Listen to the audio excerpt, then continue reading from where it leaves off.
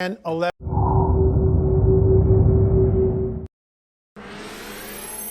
Is there a supernatural dimension? A world beyond the one we know? Is there life after death? Do angels exist? Can our dreams contain messages from heaven? Can we tap into ancient secrets of the supernatural? Are healing miracles real? Sid Roth has spent over 35 years researching the strange world of the supernatural. Join Sid for this edition of It's Supernatural.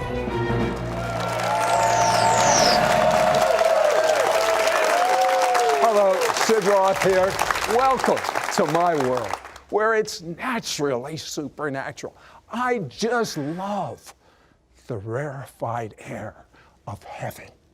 I mean, I'm addicted to the rarefied air of heaven. I want more and more, and I want you to have more and more. My guest has uncovered an amazing cover-up by our government, by the Smithsonian Institution, to hide the evidence that Darwinism is a phony. And he's going to expose it to you because it's about time this evidence is presented to our society.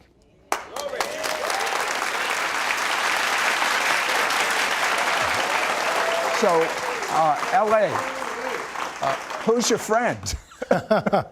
Well, Sid, this was a skull, a cast of a skull, which we got in Paracas, Peru. We saw literally hundreds of these down there. But you know what's so amazing, and we'll get to that in a minute, but this skull is not completely human. You see, many years ago, God gave LA a mandate, and he told him to study as the days of Noah. Explain what that is and explain what you found out from your studies. Well, Jesus tells us it'll be like the days of Noah when he returns. And of course, that points to the fallen angels coming down in Genesis 6, having sex with the women, and the offspring are the Nephilim. And I believe that this is a Nephilim skull. Means the giants. Well, that was one of the characteristics. Ah, okay. Later on, I think they became different characteristics. Okay, now these Nephilim, and you know, I've always wondered, I don't know about you, when you've studied the Bible, you see God says, destroy all the people in Canaan, destroy all the people in Sodom and Gomorrah. Why would God not have mercy on any of these people? There's a good reason. Explain. Well, the reason simply is this, that we're dealing with a demonic hybrid known as a Nephilim. I believe there were many different incursions, if you will. Genesis, you mentioned, of course, Sodom and Gomorrah. Later on, when they push into Israel, the land of Canaan, who were there? The Nephilim are there. And the mandate is always the same. Now again, the Nephilim were the fallen angels had sex with human women and produced these giants and these hybrid, if you will. Hybrid, sure. Okay, and if God could not get rid of them, they take over the earth. Well, not only that, they would pollute the genome of the Messiah. That's really is the end game, especially in Genesis 6 with the flood.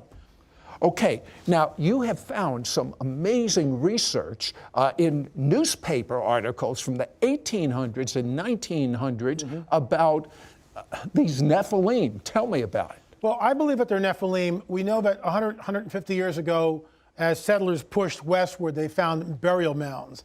And at first, everyone thought these were Native Americans. Well, they would dig into these mounds, and they would find 9, 10, 11 footers, sometimes with 6 fingers, double rows of teeth, copper ornaments. These were not, and red hair. These were not indigenous Native Americans. Then when you talk to a First Nation Native American, they'll tell you that, oh no, there was a race of giants that predated us. They were here when we arrived. And I've never heard that. I always heard it was the Native Americans, but this is that even the Native American folklore and history tell me one of the things you heard about this from Native Americans. Just one of the things, the Paiute tribe, for instance, there was a race of cannibal giants. They were very large, and the Paiute would fight against these giants. And at one point in time, they herded them into a cave, and they set the mouth of the cave on fire, and they wiped out that tribe of giants. Interestingly enough, that cave still exists today. Tell me about the Smithsonian and the bones that they have found of what could be the Nephilim. Sure. We discovered that case after case after case, 9, 10, 11 footers are found, and the Smithsonian shows up.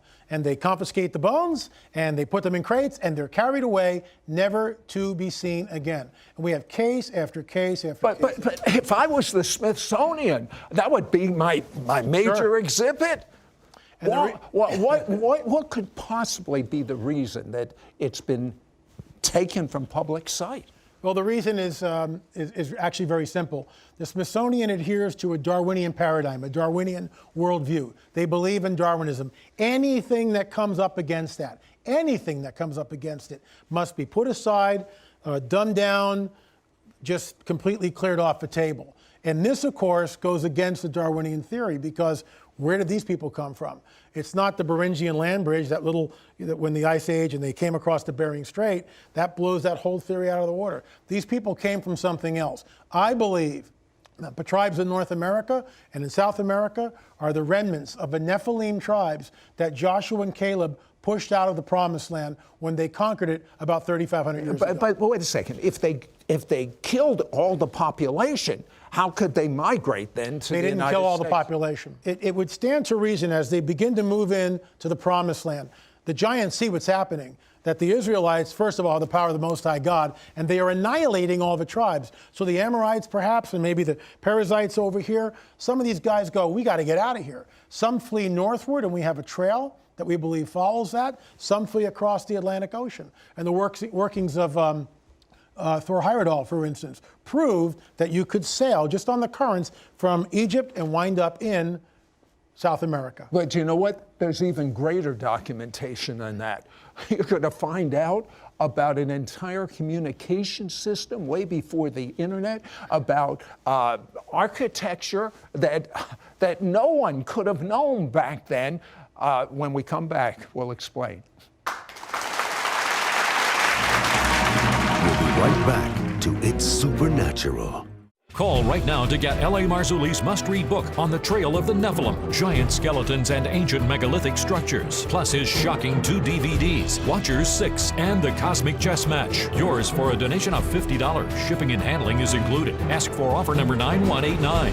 Through his riveting book, which includes over 120 high-quality photos, and his 2 DVDs, you will see unaltered color photos and videos taken in the USA and South America of newly discovered ancient Nephilim skeletons, 10 to 15 feet tall, the hybrid offspring of fallen angels referred to in the book of Genesis. See and read about the giant megalithic stones, over 120 tons each, moved from over 50 miles away during a time in history when such technology was not available, nor is it available today. Learn that it was ancient hybrid giants who moved these massive stones. Learn about the ancient grid, which exists today and will be used by the Antichrist to enslave every human being on the planet. Find out about the discovery of implants in humans during alien abductions, which are supercomputer chips that will change the genetic structure of every person who takes the mark of the beast. Don't miss out on getting L.A. Marzulli's must-read book on the trail of the Nephilim, plus his shocking 2 DVDs, Watchers 6 and The Cosmic Chess Match. Call or you can send your check to Sid Roth. It's Supernatural. P.O. Box 39222, Charlotte, North Carolina 28278. Please specify offer number 9189 or log on to sidroth.org. Call or write today. We now return to It's Supernatural. L.A., why do you say these skulls that you are finding out about, especially in Peru and the United States, are partially human? Well, this skull here looks sort of human, except of course it's elongated. You can see the way the sides of the skull go up. A normal human skull consists of 4 plates, frontal plate, and by the way, these are sutures here. A frontal plate, then you would see another suture that would go and split the parietal, which is the center plate, in two pieces. Well, and then of course the occipital, the rear plate. What you see here is a frontal plate, which has been greatly enlarged, and it's got this very strange ridge bone on top of it. And then where there should be two parietal plates, there is only one parietal plate. We saw many, many, many skulls down there with these characteristics. We also believe that this is a female skull. The male skulls are about like this, much, much larger, much more robust. Now, you did an amazing scientific study of different colors of hair. Tell me about that. Well, the hair on many of these skulls are red. It's sort of a reddish auburn in color. That shouldn't be there. Why? According to the Darwinian theory, all these people should have black hair because they came across the Bering Strait 10, 12, 20,000 years ago, whatever. And so these had red hair. But we wanted to see if the hair was dyed. So we took some hair samples, and there's a machine called Raman spectroscopy. What this does is it shows the molecular structure of each of these hairs. So we took a control sample of normal human hair. We took the red hair from the mummy, and then we took a dyed hair, dyed human hair, and then we took a hair from a man who had claimed to have been abducted by aliens and forced to have sex with a hybrid. So we have 4 hairs. The control sample went like this on a graph, okay? The human hair just went like this. The dyed sample went like this, right through the roof. But here's where it really gets interesting. And in my opinion, it links what happened in antiquity with what's going on today. The days of Noah, the presence of the fallen angels.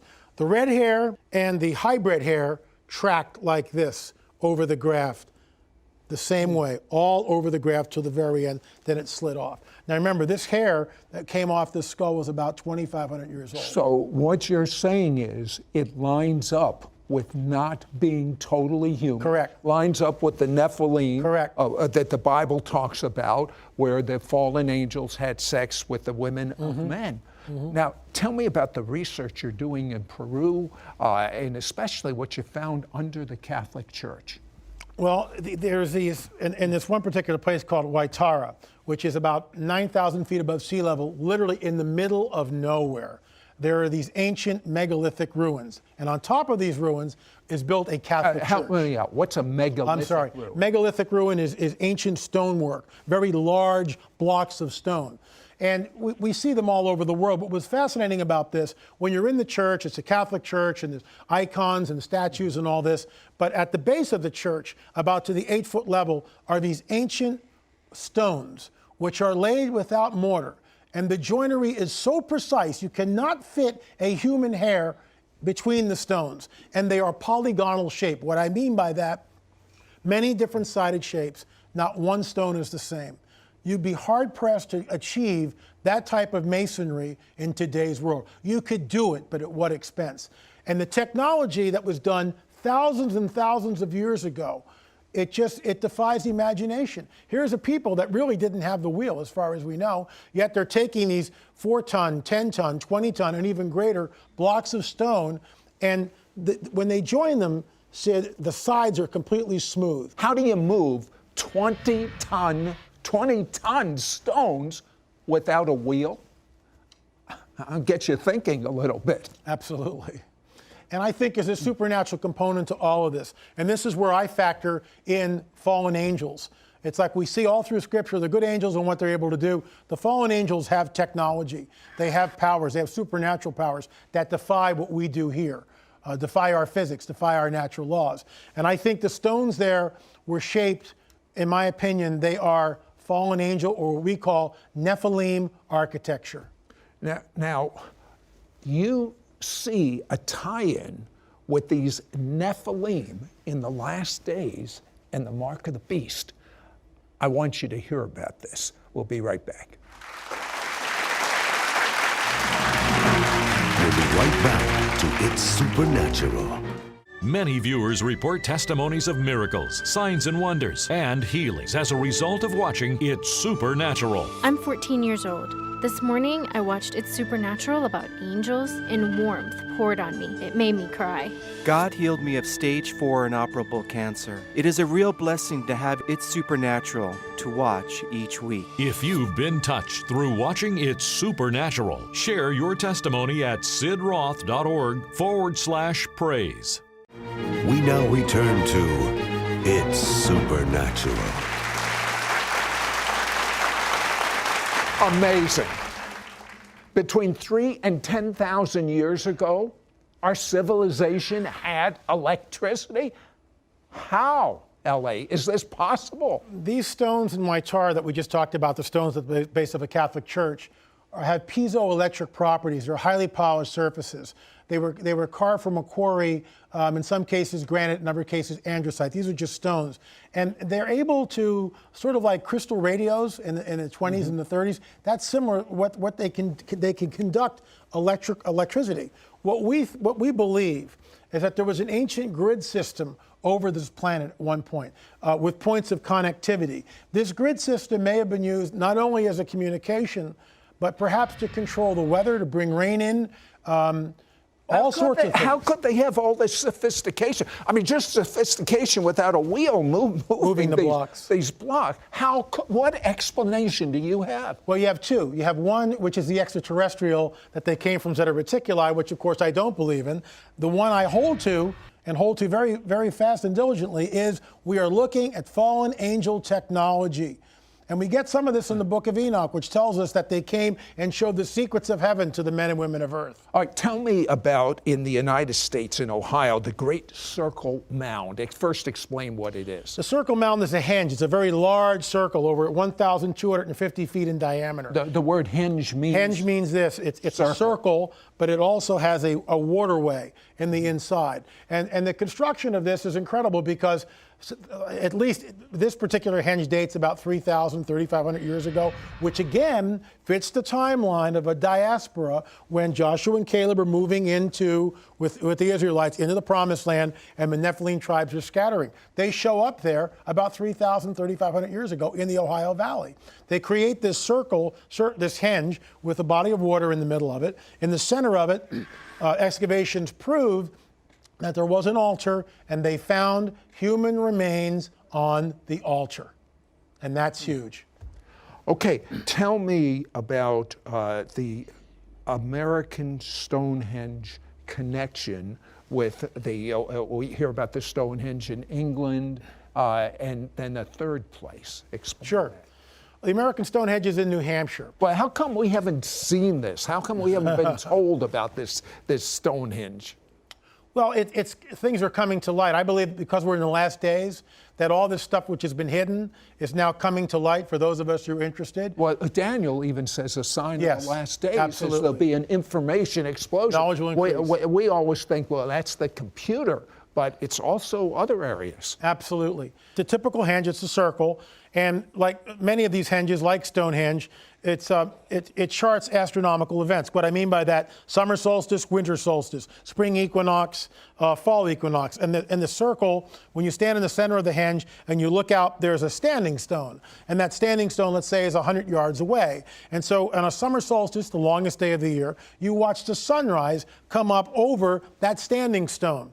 Well, Kelsey Stone, a college student, was wondering, gee, I wonder if I extend the line from the center of my henge in New Hampshire out to the summer solstice standing stone to see where it goes. So he begins to extend this line. He extends it further. It's across the Atlantic. And to his utter amazement, it bisects dead center the center trilithon in Stonehenge, England. And you can't do that in antiquity. There's no way. You can't take a long enough string and go across the Atlantic Ocean. It has to be done from the air. Audience, do you think thousands of years ago they had anything remotely close to this kind of technology? Doesn't this show there was a super intelligence and what the Bible talks about, the Nephilim?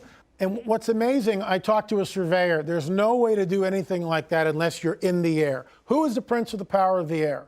It's Satan. And this, to me, once again, fallen angel technology, but it gets better. When you extend that line from New Hampshire and it intersects the center trilithon in Stonehenge, when you continue that line, you wind up in Beirut, Lebanon. And Beirut, Lebanon is the home of the Phoenicians, and the Phoenicians are the descendants of the Canaanites. And the Canaanites were a Nephilim tribe. My goodness. So then you can see where some of them came to America. Absolutely. And that's why they're finding these skulls and these bones. And some of these bones they're finding show that the people were how tall? Well, there's 9-footers, 10-footers, and 11-footers, and even pushing the border up to 12 feet in some of these burial mounds. And again, going back to Smithsonian, we have report after report from newspapers telling about once a town would exhume the bones, and a doctor, a man of letters, would measure the articulated or the disarticulated skeleton. A disarticulated skeleton is when the bones are just laying all around. But a doctor, a man of letters 100 years ago, can read a tape measure. And yet when you talk to an archaeologist, they will tell you they didn't know how to measure, which is, in my opinion, a bunch of nonsense. So the Smithsonian would come in, they would confiscate the bones and crate them up, and you would never see them again. They were just gone. What a cover-up. Absolutely. Now, how does this tie in, based on all these years of research? And I might add, he heard from God to research the days of Noah, because of all the times in the Old Testament, Jesus said it will be like the days of Noah. Explain to me, with all this research, how it ties in with the mark of the beast. Well, the mark of the beast has 4 characteristics. If anyone takes it or receives the mark on the hand of the forehead, you can't buy, sell, or trade without it. That's the one we all know. The second one is men and women will seek death in those days but not find it. Well, what days? The days of the mark, which coincides back to or points back to the days of Noah. That lifespan seems to be extended. The third one is you take the mark, grievous sores appear on the body. Right. The fourth one, which is the most telling in my opinion, anyone who takes the mark winds up in the lake of fire. There's no grace, no mercy. You're in the lake of fire. And the same judgment that we see with the Nephilim in Genesis 6, Sodom and Gomorrah, and what happens in the Levant or Israel, the promised land, when Joshua and Caleb come into the promised land, it's always the same mandate. If a Nephilim is there, the judgment is always the same. It's total annihilation. There's never a shred of grace and mercy. That's my question. Why would someone in their right mind that knows what the Bible says even consider taking the mark of the beast? Because what is coming, this coming great deception, hinges on Darwinism. Darwinism tells us that there is no God, that we just evolved over billions of years. When Ben Stein sits down with Richard Dawkins, one of the premier evolutionists of the 20th and 21st centuries, and says, where did life come from? Dawkins says, well, maybe millions of years ago in another galaxy, a race of highly evolved aliens created us and then seeded us here through the galaxy. That's what he believes. I call that the alien gospel. This is what's coming, and it dovetails into Darwinism. Scientists and the masses, when they show up, the coming great deception, and they will show up. They will have 2 things for us: free energy, which pilots the crafts, and the second thing is they'll have this DNA upgrade. And if a person takes this DNA upgrade, his DNA will become altered. Yes, he will have no diseases for 500 years or more. Yes, he or she will live and all this, but the problem is you are no longer human, you become Nephilim, and that's why the judgment in the book of Revelation is exactly the same as Genesis 6. There's a correlation between the two. Now tell me about that recent press conference of the UFOs. That was in Washington, D.C. Senators, congressmen, governors, Air Force pilots, people with top secret clearances all came on the record basically stating that the UFO phenomena is real, it's burgeoning, it's not going to go away. It's increasing in numbers. This is the coming great deception. What event can change everyone's worldview in a second? You see a mile-wide craft over your city. Unless you know what you're looking at, you will be deceived. And Jesus warns us that even the elect would be deceived if that were possible. Well, you know, we started out talking about the days of Noah. Well, Jesus says it'll be like the days of Noah, and he will come at an hour you do not expect. So the issue is not what we've been talking about. The issue is, are you ready? That's the issue. You can only get ready with God's supernatural change of DNA, and that is make Jesus your Messiah and Lord. Ask Him to forgive you of your sins because He died for them. And ask Him to live inside of you. It's not complex, and I tell you, your DNA will be changed to be the way God created you to be. If you like the way things are right now, then don't change. But if you believe there's something better, make Jesus your Messiah and Lord. Do you agree? Amen. Understand what is about to take place on planet Earth concerning Bible prophecy so you can avoid receiving the mark of the beast. Call right now to get L.A. Marzulli's must-read book on the trail of the Nephilim, giant skeletons and ancient megalithic structures, plus his shocking 2 DVDs, Watchers 6, and the Cosmic Chess Match. Yours for a donation of $50. Shipping and handling is included. Ask for offer number 9189. What you will read in this 8.5 by 11-inch over 230-page book and see on these 2 DVDs is not science fiction. It's straight out of the pages of the Bible. My research unpacks what Jesus warns about. As it will be in the days of Noah, so it will be when the Son of Man returns. You'll want to get On the Trail of the Nephilim and Watcher 6 because it is the key to understanding the end times. Through his must-read book, On the Trail of the Nephilim, and on his DVD, Watchers 6, you will see unaltered color photos and videos taken in the USA and South America of newly discovered ancient Nephilim skeletons, 10 to 15 feet tall, the hybrid offspring of fallen angels referred to in the book of Genesis. See and read about the giant megalithic stones, over 120 tons each, moved from over 50 miles away during a time in history when such technology was not available, nor is it available today. Read about the Incas, who testify that it was ancient hybrid giants who inhabited their land and moved these massive stones. Learn about the ancient grid, which was found in megalithic structures that were capable of conducting that will distinguish the false church from the real church in the last days. And I'll give you a clue in one word: Israel.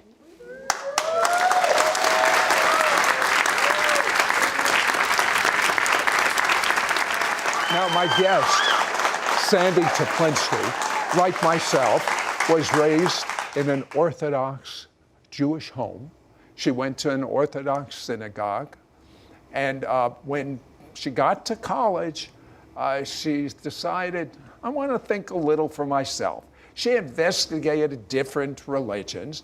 Finally a New Testament came in her hand. Did you feel funny reading that, Sandy? Well, I was brought up to believe it was the forbidden book. And actually, the only reason that I took one in my hands and read it was that I was attempting to disprove the gospel. Well, what happened? I know what happened. Well, the interesting thing is that having read so many other religious books on my quest for God, that when I read the New Testament, it conveyed a love and a life force, which we know is the Holy Spirit, that seemed to jump off the pages into my heart like nothing else that I had read. And it was also so Jewish a book. It was so Jewish that as I flipped through the pages, and I actually did much more than flipping. I studiously poured through them. I thought either this is the world's best kept secret, if this is what so-called Christianity is, or because I'm finding myself believing it, and I'm finding it so consistent with the Old Testament, which we knew as the Hebrew Scriptures, that if I believe this, I am really going to hell. I'm doomed. It's one extreme or the other. So why did you proceed with such a repercussion potential? Because I became convinced it was true. And when you are convinced that God is God and that truth is truth, what can compare with that? You have no choice. So then Sandy goes on and she becomes an attorney. And I would like a Messianic Jewish attorney to tell me why your position on Israel is one of the major dividing lines of the true church and the false church. Take me to a couple of scriptures, Joel 3:2 and Zechariah. Joel 3:2 refers to something that takes place in the context of the end times. God says that He is going to judge all the nations that have divided up His land. It's a very serious matter in God's eyes. And as we know, Israel has been divided up already many, many, many times. And there's, sadly, the scriptures indicate even more to come. And Zechariah 12:3. Zechariah 12:3 talks about God gathering all nations to surround Jerusalem as if in a military assault, causing Jerusalem to be a burdensome stone to all nations. And yet God says that he will cause those nations that surround Jerusalem to become burdened by their assault, and God himself is the one to retaliate and to release judgment on the nations. Because Israel is the apple of God's eye, I'm reminded of the Living Bible that says, he that touches Israel is the same as someone that pokes their finger in God's eye. The devil is starting all sorts of teachings to get your eye off of God and off of the apple of his eye, Israel. There's something, Sandy, called fulfillment theology. It's a big word. What does it mean? Fulfillment theology is a theology that takes one precious scripture and exaggerates it and builds a whole theology around it. Matthew 5:17, Yeshua says that he has come to fulfill the law and the prophets, which he has. Fulfillment theologians reinterpret the scriptures through that particular verse to mean that all of the promises that God has ever made are now completely fulfilled in the person of Jesus Christ. Now, this includes all of the prophetic promises and prophetic plans. How can they say that? Because so many things haven't even happened yet. Well, they're not reading the Bible. They're reading one verse. They're taking one verse out of context, but they're also not reading the whole Bible. They're neglecting the Hebrew scriptures, which of course provide the foundation and the root of our understanding of the New Covenant scriptures. You can't completely understand in its fullness the New Covenant scriptures without an understanding of the Old Covenant scriptures. Well, in addition to throwing out the Old Covenant, which you got to be nuts over because there's so much that hasn't happened yet in there, in addition to the moral law, in addition to everything about the return of Jesus that's there, many are throwing out the book of Revelation. They say it's already happened. What do you say, Sandy? Well, I'm thankful that it hasn't yet already. Me too. How about because you? I am looking forward to the Lord's return. There are some people that believe that all of the prophecies pertaining to Israel or Israel's restoration have already been fulfilled. They say that they were fulfilled by the year 70 AD when the Romans destroyed Jerusalem. But that is not the case. There are many prophecies that we cannot in any fair way say have already been fulfilled. Well, see, they say it was fulfilled, even though the book of Revelation was written through John after the time they said it was fulfilled. So there's a Hebrew word, meshuggah, crazy. We'll be right back, and wait till you get a Hebrew understanding of covenant. We'll be right back to It's Supernatural. Call now and get Sandra Toplinsky's must-read book, Why Still Care About Israel, and this exclusive anointed and moving framed print of Jesus at the Western Wall. Both yours for a donation of $40. Shipping and handling is included. Ask for offer number 9210. Through her anointed must-read book, you will learn compelling biblical reasons why God's covenant with Israel still stands today. Discover the miracles that God continues to perform concerning the survival of Israel against all odds. Understand how the blessings of God for you and your family are directly tied to your blessing Israel and the Jewish people. Learn why Israel is God's prophetic time clock and how you can be prepared for what's about to take place prophetically on planet Earth. You will also receive this framed 11 by 14-inch magnificent and moving painting depicting an Orthodox Jewish man seeking God in prayer at the Western Wall as Jesus is on the other side compassionately reaching out through time to him. His love for the Jewish people is expressed supernaturally in this powerful work of art. Don't miss out on getting Sandra Toplinsky's must-read book, Why Still Care About Israel, and this anointed and moving framed picture of Jesus at the Western Wall. You can't get this artist rendition anywhere else. Both yours for a donation of $40. Shipping and handling is included. Ask for offer number 9210. Call or you can send your check to Sid Roth. It's Supernatural. P.O. Box 39222, Charlotte, North Carolina 28278. Please specify offer number 9210 or log on to sidroth.org. Call or write today. We now return to It's Supernatural.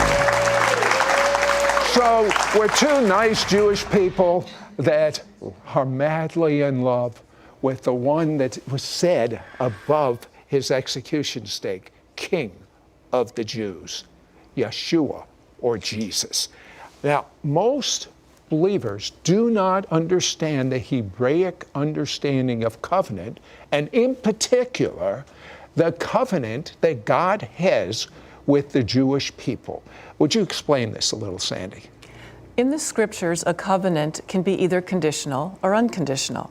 A conditional covenant is made between parties, each of whom has a legal responsibility or responsibility before God to do certain things, to perform certain acts before that covenant can be fulfilled.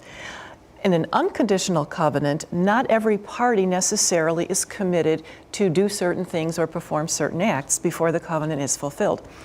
In Abraham's day, the way the covenants were cut is that animals were literally slaughtered and cut. Their pieces of their bodies were cut up and laid on the ground, and the covenanting parties would then walk in between the pieces.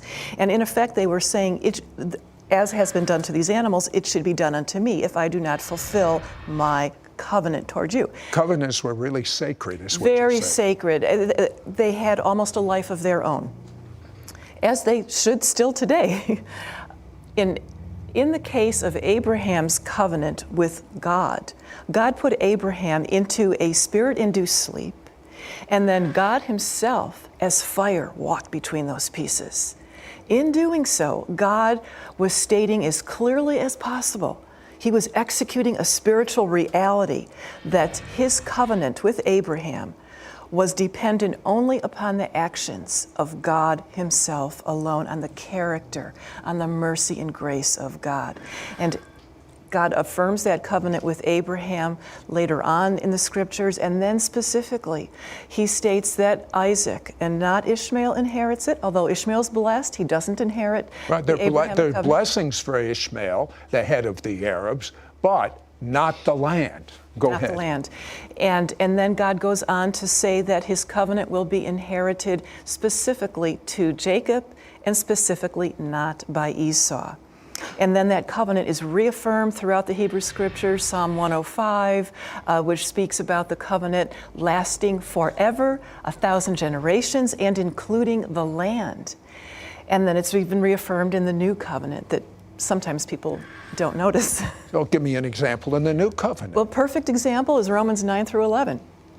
In Romans 9 through 11, the Apostle Paul repeats over and over again, not just once, not just twice, but several times he repeats that God's covenants and promises to Israel are still Israel's. In Romans chapter 9, he says that the covenants and promises are still Israel's. He uses the word is. The promise is still Israel's. And in Greek, is means what it means in English. It's a present ongoing tense. It still is. In Romans chapter 11, Paul writes, verse 1, has God rejected his people? No, God forbid. He says, God has not rejected his people. Later on in the same chapter, he goes on to say that the gifts and calling of God are irrevocable. If you were an attorney, would you like to take God's case that this is an unconditional and not a conditional covenant and based on the land of Israel? I think it's a pretty good case. I do too. How about you, audience? Would you like to take God's case? Look, God and you are a majority. Okay, Sandy, tell me about, well, I heard this by a wise man once who's now in heaven. He says, God uses Israel to judge the nations, but he judges Israel for sin himself. I guess it's founded in Genesis 12:3. Explain that. Genesis 12:3 is the covenant that God makes with Abraham before he has this procedure with the animals, in which he tells Abraham to leave his father's land, go to a land that God will show him, and that through Abraham all families of the earth will be blessed. And then God goes on to say that those that bless you I will bless, those that curse you I will curse. How about Matthew 25:40? Matthew 25:40 is key and is critical to the days that we're in. Those that fed Israel, those that visited the Jewish people in prison, those that gave a cup of cold water to the Jewish people. Jesus says, as you have done to the least of these brothers of mine, you've done it to me. How a people treats the Jewish people reflects how that people would treat Jesus himself. Okay, Genesis 12:3, Matthew 25:40, all says you have a choice. Your nation can be a goat nation, a goat has a mind of its own, or a sheep nation, a sheep follows the shepherd. And you as an individual, you can either bless the nation Israel and the Jewish people and be blessed by God, according to Genesis 12:3, or you can curse the Jewish people and the nation Israel and be flattened by God. Be right back. We'll be right back to It's Supernatural. If you love watching our It's Supernatural TV program, you can now watch hundreds of archive programs online, 24 hours a day, 7 days a week, on your computer, your smartphone, your iPad, or your favorite tablet. ISN will be the vehicle to equip you to being normal. Normal as defined by the Bible. Just log on to sidroth.org/ISN. We now return to It's Supernatural. So, in the last segment, we were talking about Genesis 12:3. I, God, will bless those who bless the Jewish people. I mean, I'm kind of a black and white truth type person. This is God speaking. I, God, will bless those who bless the Jewish people. I, God, will curse those who curse the Jewish people. Sandy, tell me some historical examples of this. Well, first we have Bible history that I won't go into, but immediately after God puts this blessing and cursing associated with Abraham onto the patriarch, we see that he encounters Abimelech, King Abimelech, who first mistreats him and his wife and then blesses him and his wife. And so he and his household suffer the consequences. But then fast forwarding into post-biblical history, we see how the Roman Empire thrived until it enacted virulently anti-Jewish laws, persecuted the Jewish people. The Roman Empire crumbled. We can look at the Crusades, Crusades that were initiated by England and France, dispatching popes into the Promised Land to liberate Jerusalem, but unfortunately liberate meant liquidate, and so multitudes of innocent Jews as well as Muslims were slaughtered in the Crusades. Shortly thereafter, England and France turned their weapons against each other in the 100 Years' War, and much of their population was decimated by the bubonic plague. Now we can go on to the Spanish Inquisition. And we can see how Spain, which experienced a golden age in which it was a global economic power, once it began its inquisitions, which meant either forced conversions of Jews to Christianity, which in nearly every case meant a fake conversion, or expulsion from the country, the Spanish Empire crumbled. And then we can look at the British Empire, which it had been said that the sun never sets on the British Empire. Great Britain played a critical role in the formation of the State of Israel, and sadly, although Great Britain did bring blessing to Israel, there were instances of some real deeds that were far less than blessing, and so we see that the British Empire is no more. And we can even look at the former Soviet Union, which notoriously persecuted the Jewish people and eventually crumbled. Palestinian. we hear this word. Where did it come from?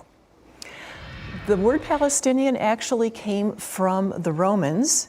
When they conquered Jerusalem, they renamed the region Palestine in mocking remembrance of Israel's ancient and by then long extinct enemy, the Philistines. So I wonder if they realized they're named after the Philistines, and that was a derogatory thing that was done. But what I understand is when they got the name Palestine, that was the name for Jews and Arabs, not just for the Arabs. Right, that whole region was called Palestine until shortly after World War I, when it was the nations and through international treaties divided it up into different Arab states and a Jewish state that was to include all of what was then known as Palestine. Okay, what is the history of these Palestinian people? What are their rights to that land of Israel? The majority of Palestinians were Bedouin who simply wandered all over the Middle East in search of subsistence. They were tribal people. They did not stay long in one particular locale.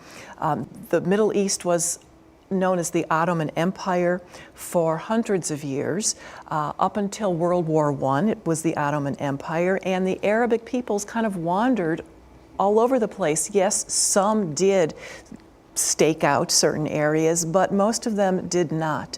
The people that are known as Palestinians today, approximately a third of them have in some type of indigenous trace, not ancestral, okay, but indigenous in the sense that their parents or grandparents lived in that general area for at least a couple of generations. But most of them, about 2/3 of them, came from surrounding regions in the larger Middle East, the Ottoman Empire, the former Ottoman Empire, came from surrounding regions to what is now known as the State of Israel only after the Zionist pioneers arrived and started to reclaim the land and build it up. What we know as the State of Israel today was mostly desert and swampland up until then. I remember a description by Mark Twain when he saw it. He said, "Who in the world would want this land?" But it's as if when the Jewish people returned to the land of Israel, the desert blossomed as a rose, and so then they want it. Well, let's fast forward a little bit. You maintain that the media is, what was the word that you used? It was not Hollywood, it was... Pallywood. Pallywood. Explain that. Pallywood is a term that's been coined to reflect that much of what we see in the not only mainstream media, but even social media, even not so mainstream media these days, that depicts scenes of conflict between Palestinians and Israelis are fake scenes. Sad to say, but there's been pretty extensive documentation, not hard to find. Tell me one example. Okay, well, an interesting example took place during Israel's last war with Gaza at the end of 2012, when the Palestinians scripted fake scenes of assault and injury, one of which included a scene of a seemingly innocent Gazan who appeared to be severely injured near an attack scene, with his comrades helping him and trying to summon aid. And the whole scene is really heart-rendering. Anybody with any sense of compassion or justice would be moved by it, except for the end of it, during which the injured victim stands up, brushes himself off, and walks away with his comrades. Mm. Well, is it true that the terrorists have hospitals and schools filled with sick people and children, and they put the rockets that they're flying into Israel there, so when Israel tries to get rid of the rockets, they kill innocent men and children? The militant Muslims, the Islamists, intentionally maximize civilian damage, in large part to gain sympathy for their cause against Israel. Among themselves, they will laud such victims as martyrs. and honor them in Arabic. And then to the west, in English, they will lament and wail about the so-called brutality of the Israeli Does Defense Israel Forces. really warn them before they attack? Absolutely. The Israeli army, unlike any other nation that I'm aware of in the world, before a planned assault will drop leaflets, will radio a warning, will call cell phones. Every cell phone in the region will get a text saying, we're going to attack now, so My leave. goodness. I'll tell you, Esther is a type of the end-time church. And Mordecai said to Esther, Esther, church, if you don't stand up for the Jewish people in Israel at this time, God will raise deliverance from another source. But Esther, who knows if you've not been called to the kingdom for such a time as this?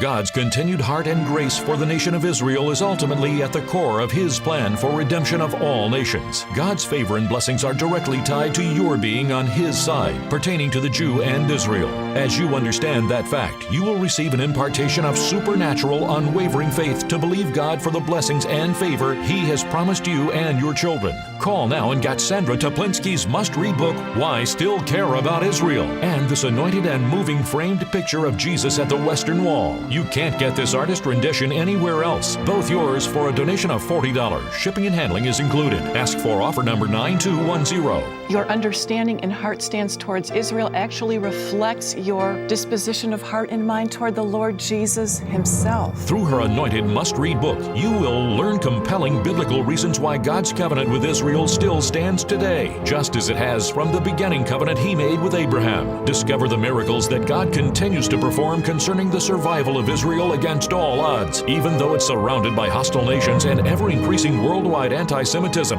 Understand how the blessing of God for you and your family are directly tied to your blessing Israel and the Jewish people.